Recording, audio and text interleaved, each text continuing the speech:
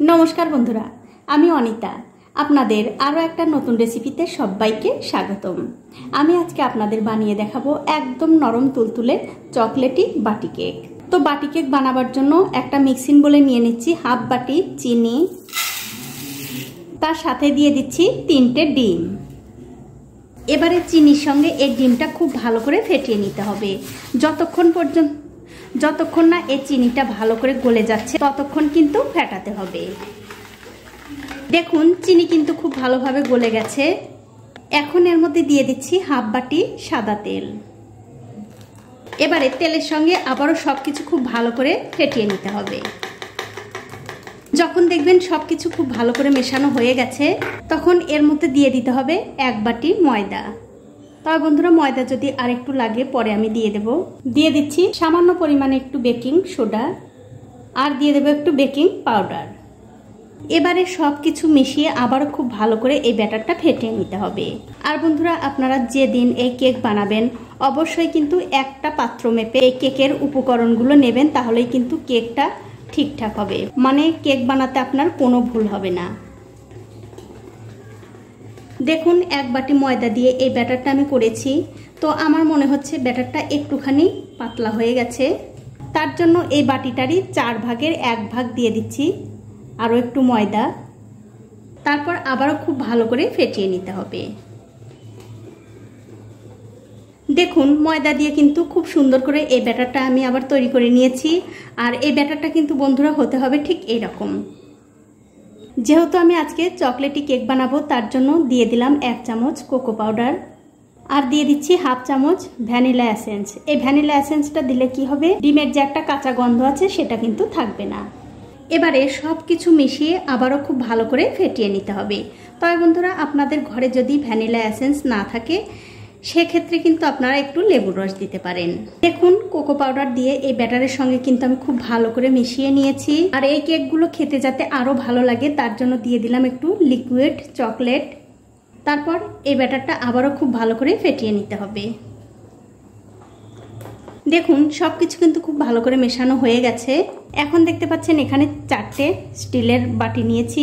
এই স্টিলের বাটির মধ্যে একটুখানি তেল ব্রাশ করে দিতে হবে। বাটিগুলোর মধ্যে কিন্তু আমি খুব ভালো করে তেল দিয়ে দিয়েছি। এবারে এখান থেকে একটু করে ব্যাটার নিয়ে এই বাটির মধ্যে দিয়ে দিতে হবে। আর বন্ধুরা বাটি কিন্তু একদম ভরে ভরে দেওয়া যাবে না।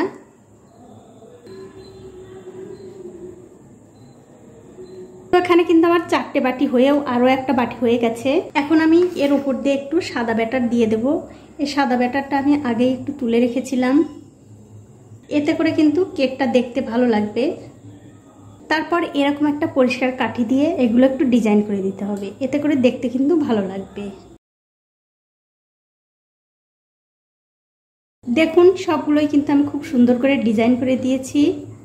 আমি আরও একটু করে সাদা ব্যাটার দিচ্ছি। তো বন্ধুরা আমি কিন্তু মোটামুটি সবগুলোর মধ্যেই যেমন পেরেছি তেমন একটা ডিজাইন করে দিয়েছি। এখন দেখতে পাচ্ছেন একটা কড়াই আমি আগে থেকে গরম করতে দিয়েছিলাম, উপর থেকে ঢাকাটা তুলে নিলাম। আর দেখতে পাচ্ছেন কড়াইয়ের মধ্যে আমি লবণ আর একটা হাঁড়ি স্ট্যান্ড দিয়েছি, তার উপর দিয়ে দিচ্ছি একটা থালা। এবারে যে বাটিগুলো আমি রেডি করে রেখেছিলাম সেই বাটি একটা একটা করে এই থালার মধ্যে দিয়ে দিচ্ছি। তারপর আবার ঢাকা দিয়ে গ্যাসের ফ্লেমটা মিডিয়াম টু হাই রেখে এই কেকগুলো আমি 20 থেকে 25 মিনিট বেক করে নেব। ঠিক 25 মিনিট পর আমি ঢাকাটা তুলে নিচ্ছি। আর দেখুন কেকগুলো কিন্তু কত সুন্দরভাবে ফুলেছে। এখন আমি গ্যাসের ফ্লেমটা বন্ধ করে দিয়ে এই কেকের মধ্যে একটা কাঠি দিয়ে দেখছি এই কেকটা ঠিকঠাক ভেতরেও সেদ্ধ হয়েছে কিনা। দেখুন কাঠিটা কিন্তু পরিষ্কার বেরিয়েছে, তার মানে এই কেকগুলো হয়ে গেছে। এবারে খুব সাবধানে এই কড়াই থেকে বাটিগুলো তুলে নিতে হবে। তো এই দেখুন বন্ধুরা কেকগুলো কিন্তু আমি খুব ভালো করে ঠান্ডা করে নিয়েছি। আর আপনারা দেখেই কিন্তু বুঝতে পারছেন এই কেকগুলো কত সুন্দর নরম তুলতুলে হয়েছে। এখন আমি এই কেকগুলো বাটি থেকে বের করেও আপনাদের দেখাচ্ছি। আর বন্ধুরা আপনারা যখন এই কেকগুলো বাটি থেকে বের করবেন অবশ্যই কিন্তু একটু ভালো করে ঠান্ডা করে তারপরে বের করবেন।